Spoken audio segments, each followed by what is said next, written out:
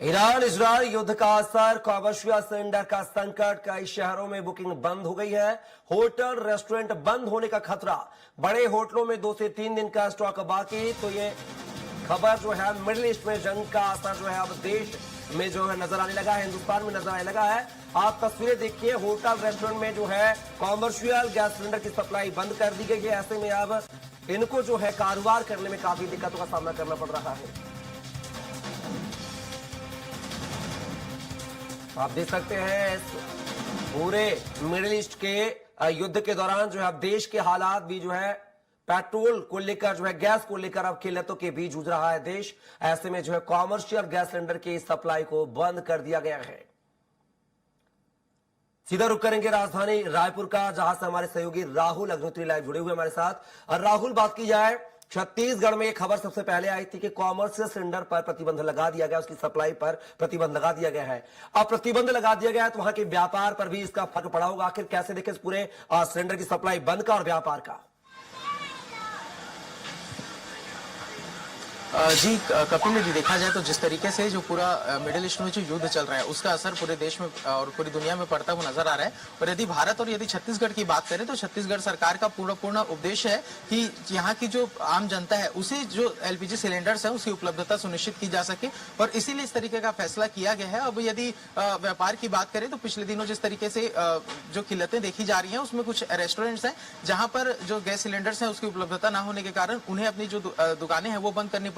लेकिन वहीं दूसरी ओर यदि जनता को देखें तो आम जनता के लिए जिला प्रशासन से लेकर के जो राज्य की सरकार है उन्होंने एलपीजी की उपलब्धता के लिए पूर्ण रूप से जो रणनीति है वो तैयार कर ली है। क्योंकि देखा जाए तो कल राजधानी रायपुर में जो रायपुर के कलेक्टर डॉक्टर गौरव सिंह है उनके द्वारा बैठक ली गई है, जहां पर सभी गैस एजेंसियों के जो संचालक थे वो मौजूद थे और उन्हें साफ तौर पर निर्देश दिया गया है कि जो आम जनता है उन्हें किसी भी तरीके से एलपीजी गैस की कमी नहीं होनी चाहिए, उन्हें उपलब्धता जो सुनिश्चित है वो की जाए। और इसके लिए कई तरीके के जो निर्देश है वो भी यहाँ पर दिए गए हैं। जैसे सबसे पहले यदि बात करूं तो यहाँ पर राजधानी के अंदर में यदि आपको गैस सिलेंडर लेना है तो पहले 31 दिन के लिए आपको 31 दिन पहले आपको रजिस्ट्रेशन करना रहता था, लेकिन अब उसमें बदलाव करके उसे 25 दिन कर दिया गया है। और उसके साथ में यदि गैस एजेंसियों से भी जब हमने बात की तो उनका साफ तौर पर कहना है कि राजधानी के अंदर में किसी भी तरीके की जो किल्लत है वो नहीं है। आम जनता के लिए पूर्ण रूप से जो तैयारियां हैं वो की जा चुकी है और गैस एजेंसियों में हालांकि लंबी कतारें लगी हुई है, लेकिन जो गैस सिलेंडर है उसकी उपलब्धता पूर्ण रूप से सुचारू रूप से व्यवस्थित करने का प्रयास यहाँ पर उनके द्वारा किया जा रहा है। और अभी यदि हाल की स्थिति की बात करें तो किसी भी तरीके की समस्या आम नागरिकों को इससे नहीं हो रही है। लेकिन वही अगर दूसरी ओर देखें तो कॉमर्शियल जो गैस सिलेंडर्स हैं, जो कस्टमर्स हैं, उनके लिए पूर्ण रूप से बैन लगा दिया गया है। और कुछ ऐसे रेस्टोरेंट्स हैं जिन्हें कल परेशानियों का सामना करना पड़ा है, कुछ जो रेस्टोरेंट्स है वो बंद भी रहे हैं। तो राजधानी के अंदर देखा जाए तो आम जनता की सुविधा के लिए पूर्ण ध्यान देने का प्रयास यहाँ पर जिला प्रशासन और राज्य सरकार के द्वारा किया जा रहा है। और जो कुछ परेशानियां हो रही है वो कॉमर्शियल स्टेट पर हो रही है, लेकिन उसे भी सामंजस्य बना करके उस भी स्थिति से निपटने का प्रयास यहाँ पर किया जा रहा है। लेकिन जैसी वैश्विक स्थिति अभी बनी हुई है कपिल, तो ये माना जा सकता है कि आने वाले समय में जो गैस सिलेंडर है उसकी किल्लतें बढ़ सकती हैं। हालांकि जो भारत सरकार है वो लगातार इसकी उपलब्धता के लिए विभिन्न तरीके के प्रयास कर रहा है, लेकिन जिस तरीके से ईरान ने पिछले दिनों धमकी दिया था कि स्ट्रेट ऑफ हॉर्मुज को बंद करने की जो बात है की गई थी, जिसके कारण से मुख्य तौर पर जो परेशानियां हैं वो सामने आई है। लेकिन भारत सरकार को देखें तो वैकल्पिक जो सुविधाएं हैं उस पर भी ध्यान देने का उनके द्वारा प्रयास किया जा रहा है, चाहे वो रशिया से जो क्रूड ऑयल खरीदने की बात हो या फिर अन्य तरीके के जो सुविधाएं जुटाने की बात हो। लेकिन छत्तीसगढ़ की परिप्रेक्ष्य में यदि बात करें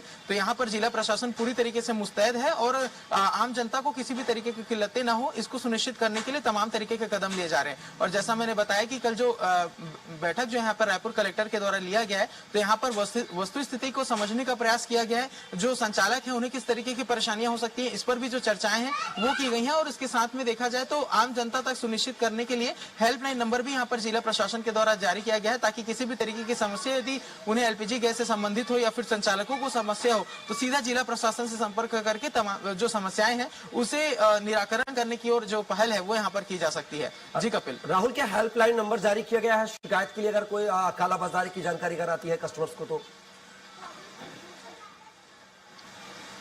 जी कपिल, देखा जाए तो राजधानी रायपुर में लगातार जो बैठकें हैं, समीक्षा है वो इस पूरे समस्या को लेकर के की जा रही है। और राजधानी रायपुर की यदि बात करें तो यहाँ पर भी ब्लैक मार्केटिंग की बड़ी जो जानकारी है वो निकल करके सामने आती है। और यही कारण है कि जो कमर्शियल जो उपभोक्ता है उनके लिए यहाँ पर रोक लगाने की बात जो है वो यहाँ पर जो जिला प्रशासन उसके द्वारा की गई थी। और जिस तरीके से कालाबाजारी की यदि बात करें तो कालाबाजारी में होता यह है कि ज्यादातर जो जो उपलब्धता है उसे कम दिखाई जाती है, जो गैस सिलेंडर्स की उपलब्धता है उसे कम दिखा करके अधिक दाम में जो गैस सिलेंडर्स है उसे बेचने का प्रयास किया जा सकता है।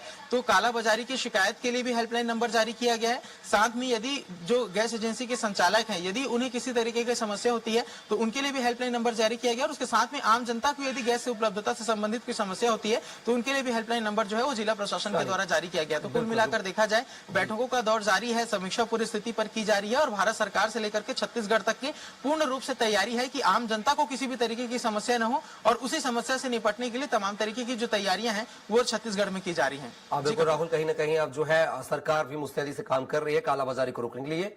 फिलहाल के हमारे साथ बने रहिएगा।